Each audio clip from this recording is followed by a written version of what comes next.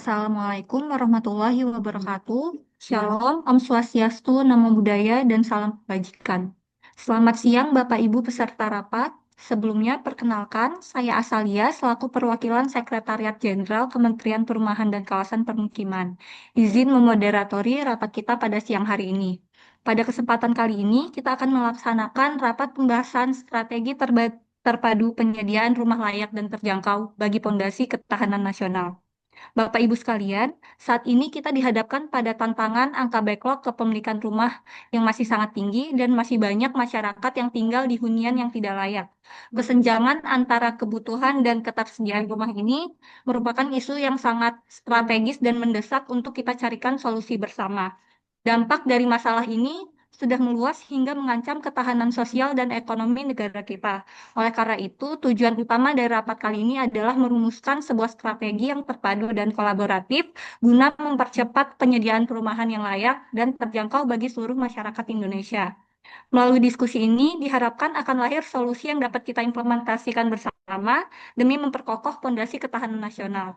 Sudah hadir dalam ruangan Zoom meeting ini beberapa perwakilan instansi baik dari kementerian lembaga dan asosiasi profesi.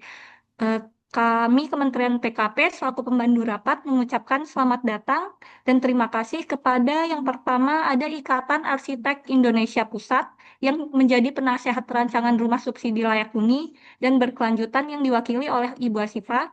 Selamat datang Bu Asifa. Kemudian ada Kementerian Pekerjaan Umum yang akan menjadi penanggung jawab pembangunan infrastruktur perumahan dan kawasan permukiman yang diwakili oleh Ibu Fadila. Selanjutnya ada Kementerian Dalam Negeri sebagai koordinator pemerataan pembangunan antar daerah yang diwakili oleh Bapak Husnul. Selanjutnya ada perwakilan dari Kementerian ATR BPN sebagai koordinator penyiapan lahan serta kesesuaian pemanfaatan lahan yang diwakili oleh Ibu Anissa. Dan yang terakhir ada perwakilan Badan Pusat Statistik sebagai penyedia database data persebaran backlog perumahan dan persebaran MBR yang diwakili oleh Ibu Gita. Sekali lagi saya ucapkan selamat datang kepada Bapak Ibu semua. Sebelum memulai diskusi hari ini, mari kita mulai dengarkan penjelasan dari Ikatan Arsitek Indonesia selaku praktisi mengenai syarat desain rumah subsidi yang layak huni. Kepada Ibu Asifa, kami persilahkan. Baik, terima kasih Ibu Ara. Sesuai dengan pernyataan kami yang sebelumnya, memang rencana anggaran untuk rumah subsidi tentu tidak sebanyak rumah komersial. Namun, menurut kami syarat-syarat mendasar yang menentukan kesejahteraan penghuni dalam hal ini adalah MBR tidak seharusnya dikorbankan dan harus tetap terpenuhi. Nah, sehubungan dengan hal tersebut, kami menyarankan adanya standar desain rumah layak huni yang dapat ditarik dari beberapa referensi, yaitu UU nomor 1 tahun 2011, Kemen PUPR nomor 689 tahun 2003, dan PP nomor 12 tahun 2021 tentang luas minimum bangunan dan lahan. Lalu standar keandalan bangunan dalam PP nomor 16 tahun 2021 yang mencakup aspek keselamatan, kesehatan, kenyamanan, dan kemudahan.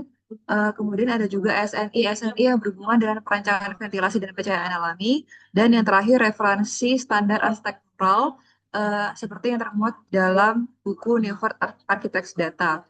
Nah, dalam beberapa referensi tersebut dapat kami simpulkan beberapa poin penting yang merupakan kebutuhan dasar yang kami rekomendasikan untuk menjadi perhatian khusus bagi Kementerian PKP dalam membuat standar rancangan rumah subsidi untuk memastikan kelayakan huni, yaitu standar luas tanah minimum adalah 60 meter persegi dan luas bangunan minimum adalah 36 meter persegi, tidak boleh kurang. Kemudian standar dimensi struktur dan materialnya serta finishing rumah harus sesuai standar dan memperhatikan kondisi tanah serta cuaca pada tapak. Lalu persentase bukaan untuk ventilasi dan pencahayaan alami minimum adalah 10% dan memenuhi standar cross ventilation. Lalu dimensi sirkulasi dan furniture serta penataan ruang harus memenuhi standar ergonomis manusia. Dan yang terakhir, sistem sanitasi harus tersedia baik dalam skala bangunan maupun skala kawasan. Nah, selain itu juga dimungkinkan untuk mempercepat pembangunan, kami juga menyarankan penggunaan konstruksi modular. Dari kami sendiri untuk dari IAI sangat mendukung eh, perwujudan 3 juta rumah apapun keputusan dari Kementerian PKT. Terima kasih. Baik, terima kasih Bu Syifa pemaparannya. Kami akan mengadopsi prinsip desain yang disediakan IAI dalam revisi Permen terkait standar rumah layak huni nantinya, serta akan terus berkomunikasi dengan IAI untuk memastikan bahwa kebijakan yang kami buat nantinya itu tidak akan merugikan MBR selaku pengguna bangunan rumah. Selanjutnya, kita akan mendengarkan tanggapan dari perwakilan Kementerian PU terkait penyediaan infrastruktur perumahan. Kepada Ibu Fadila, kami persilakan. Baik, terima kasih Ibu Asa atas waktu yang diberikan. Izin dari Direktorat Jenderal Cipta Karya mendukung penuh strategi terpadu penyediaan rumah layak dan terjangkau sebagai fondasi ketahanan nasional. Rumah tanpa akses jalan, air bersih, dan sanitasi bukanlah solusi, sehingga dapat kami usulkan skema kawasan prioritas terpadu untuk pembangunan infrastruktur dasar yang dimana kami akan menyediakan infrastruktur dasar seperti pertama, penyediaan air minum yang layak, bersih, dan aman bagi masyarakat. Tanpa akses air bersih, maka rumah tidak memenuhi standar kelayakan. Di sini kami menyediakan program PAMSIMAS, penyediaan air minum dan sanitasi berbasis masyarakat. Yang kedua, pengelolaan air limbah domestik dengan menyusun kebijakan dan membangun sistem sanitasi yang aman dan terintegrasi. Sanimas merupakan program dari Cipta Karya yaitu sanitasi berbasis masyarakat, menyediakan sarana dan prasarana sanitasi yang layak di kawasan padat penduduk khususnya bagi masyarakat berpenghasilan rendah. Yang ketiga ada pengelolaan drainase lingkungan, menyediakan sistem drainase yang baik guna mencegah genangan dan banjir di kawasan permukiman. Yang keempat, ada pengelolaan persampahan dengan menyusun kebijakan pengelolaan sampah di perkotaan maupun di pedesaan bertujuan untuk menjaga kebersihan kawasan dan mencegah timbulnya permukiman kumuh. Empat, infrastruktur dasar tersebut penting sebagai persyaratan rumah yang layak huni. Baik, terima kasih Bu Fadila. Kami menyambut baik dan sangat mengapresiasi inisiatif kerjasama dari Ditjen CK Kementerian PU. Jadi penyediaan rumah yang layak dan terjangkau itu tidak hanya berdiri sendiri, tapi juga butuh dukungan infrastruktur yang memadai, seperti yang tadi Bu jelaskan ya Bu. Selanjutnya kami persilahkan perwakilan dari Kemendagri untuk memberikan tanggapan perihal koordinasi dengan pemerintah daerah untuk dukungan program strategis nasional perumahan. Silakan Bapak Husnul. Baik, terima kasih Bu atas waktu yang diberikan. Izin kami dari Kemendagri akan menindaklanjuti keluhan Asosiasi Pengembang Perumahan terkait masih rumit dan lambatnya proses perizinan perumahan di instansi daerah.